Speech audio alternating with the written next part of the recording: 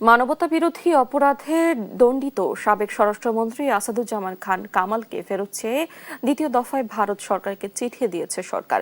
এ নিয়ে দিল্লি ইতিবাচক সাড়া দেবে এমনটাই প্রত্যাশা করছে ঢাকা। দুপুরে রাজধানীর বিস অডিটোরিয়ামে সেমিনার শেষে সাংবাদিকদের প্রশ্নের জবাবে এসব বলেন পররাষ্ট্র প্রতিমন্ত্রী শামা ওবায়দ। সেমিনারে রোহিঙ্গাদের নিজ দেশে নিরাপদ প্রত্যাবাসনে আন্তর্জাতিক সম্প্রদায়ের প্রতি আহ্বান জানান তিনি। প্রতিমন্ত্রী আরও জানান, শুধু সাবেক স্বরাষ্ট্রমন্ত্রী নয়, ভারতে পলাতক বেশ কয়েকজনকে ফেরত দিয়ে চিঠি দেওয়া হয়েছে। 24-এর গণঅভ্যুত্থানে তাদের বিরুদ্ধে মানবতা বিরোধী অপরাধের মামলায় আদালতের রায় প্রকাশের পর দ্বিতীয় দফা চিঠি পাঠায় ঢাকা।